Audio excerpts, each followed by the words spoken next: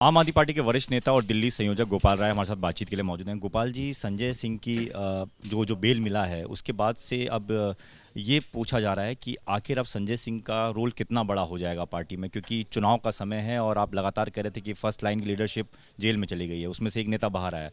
उनके रोल पर क्या आप कहना चाहिए? देखिए, रोल उनका पहले भी अपना रोल वो अदा कर रहे थे और आगे भी जो भी पार्टी की ज़रूरतें होंगी उस पर वो काम करेंगे। लेकिन ये जमानत रोल से बड़ा ये है, ये भाजपा के सभी जो साजिशें थीं उसको मुंहतोड़ जवाब है। क्योंकि भारतीय जनता पार्टी जिस तरह से बिना किसी सबूत के, बिना किसी आधार के आम आदमी पार्टी के नेताओं को जेल में बंद किए हुए, सुप्रीम कोर्ट के सामने ईडी के पास कोई जवाब नहीं था।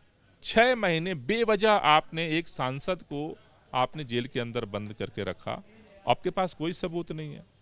आरोप जो है किसका है? जिसको आपने जबरदस्ती डरा धमका करके सरकारी गवाह बना लिया और जबरदस्ती लिखवा लिया और उन्हें उठा के डाल दिया।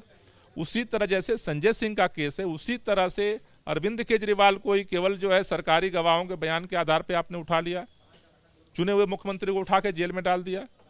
तो ये भारतीय जनता पार्टी मोदी सरकार की साजिश पर एक बहुत बड़ा कुठाराघात है, एक बहुत बड़ी उनको हार मिली है और हमें उम्मीद है कि ये जो जीत का सिलसिला है आगे जारी रहेगा।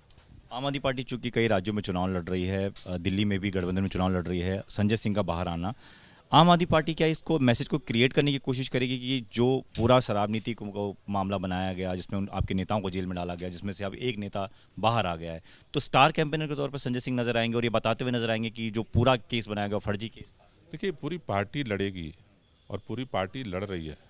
संजय सिंह जी, हमें उम्मीद है कि संजय सिंह जी नहीं, मनीष सिसोदिया जी भी बाहर आएंगे, अरविंद केजरीवाल जी भी बाहर आएंगे और सभी लोग मिल करके पूरी ताकत से चुनाव लड़ेंगे।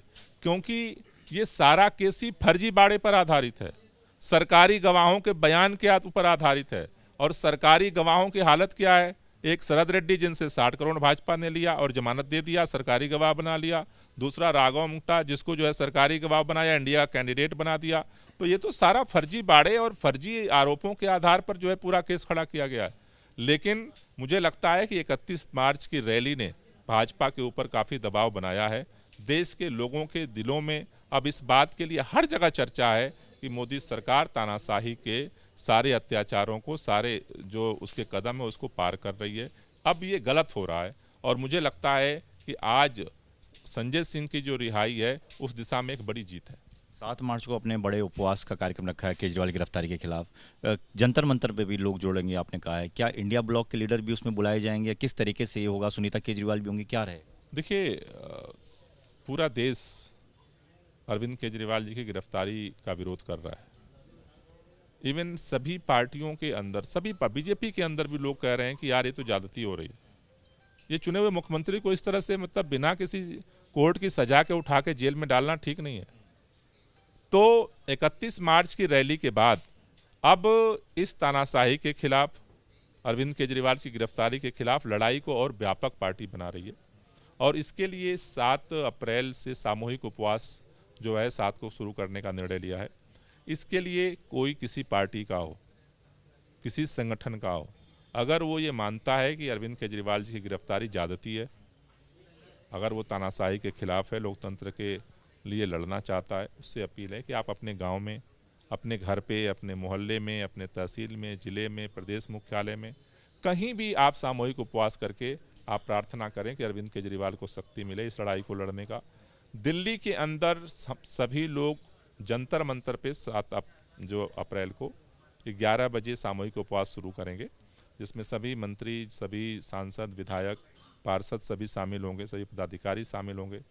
सभी संगठनों से, सभी पार्टी के लोगों से हमारी अपील है, अगर आप इस तानाशाही के अत्याचार के खिलाफ हैं, अगर आपको लगता है कि ये अब ज्यादती हो रही है अरविंद केजरीवाल के खिलाफ, तो आप भी जरूर पहुंचें और अपना आशीर्वाद दें। सर, एक आखिरी सवाल, एबीपी न्यूज़ सी वोटर का सर्वे सामने आया है जिसमें ये कहा गया है कि जो प्रधानमंत्री मोदी हैं वो पीएम के चेहरे की सबसे ज़्यादा पसंद अभी भी बने हुए हैं।